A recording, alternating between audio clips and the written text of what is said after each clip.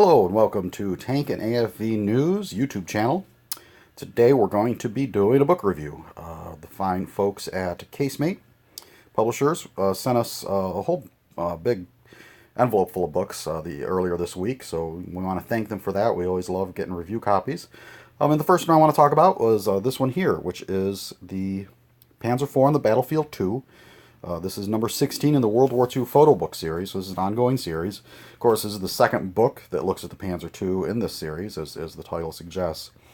And this one is by Craig Ellis, is who compiled this, and it's primarily a photo reference. This is, you know, if you're looking for in-depth history, this is not it. But if you're looking for some high-quality, large pictures of Panzer IVs that you probably haven't seen before, this is going to be a good place to look.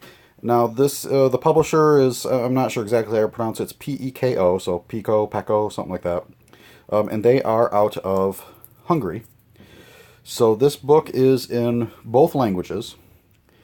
So we'll go into it here a little bit. So the book starts off, just some acknowledgments from the author, who I admit I don't really know much about, other than he's written a few of these.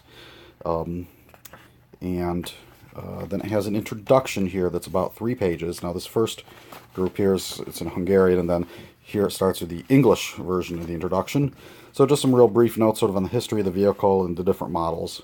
And then it just gets right into the pictures of the vehicles. And as you can see, the captions are repeated, of course, again, Hungarian and then English. And quite a few pictures. Now these are all long-barreled 75mm gun Panzer IVs.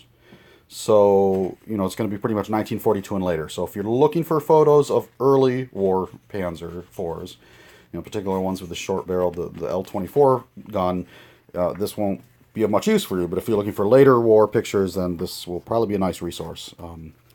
The paper quality is nice. It's, you know, a little glossy, not super shiny, but the photo reproduction I think looks quite good.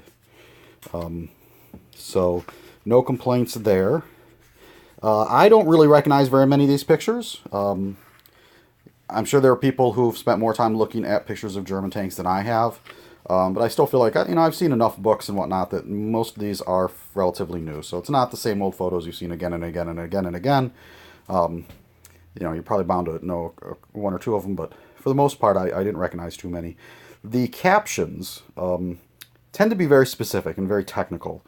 Pointing out little details on the tank that indicate which factory made it, which particular model it is. So if you're really into that sort of thing, that's kind of those sort of rivet counting sort of details, it's very useful. So, you know, particularly, like I say, like this will be a good reference for people that are building models and need to know these little nitty-gritty details.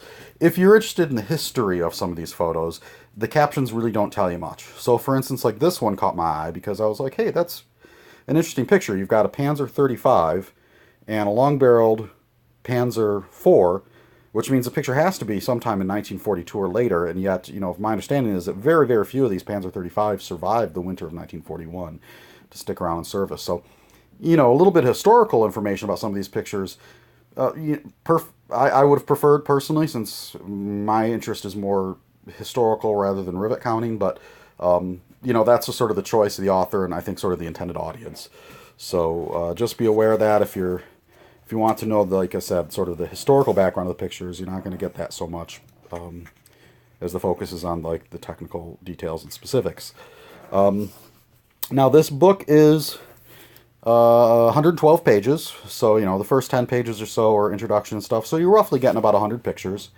The retail price is $41.95, although I looked, you know, you can go on Amazon or some other online sources and get it for cheaper than that. So it's, you know, not a super cheap book, but, you know, it's a nice hardcover. And I've got a couple of these books from Pico or Peko, however you say it, and they've held up pretty well. You know, I kind of like the hardcover.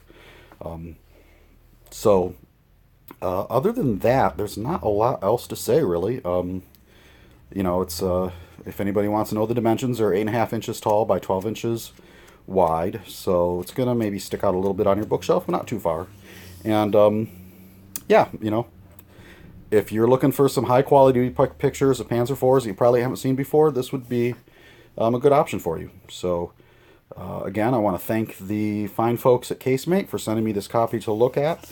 And That is it. If you found this review useful, and want to hear more, please subscribe. I got a whole bunch more reviews I'm going to be doing today. So come back and check us out. Thank you very much, and we'll catch you on the next one.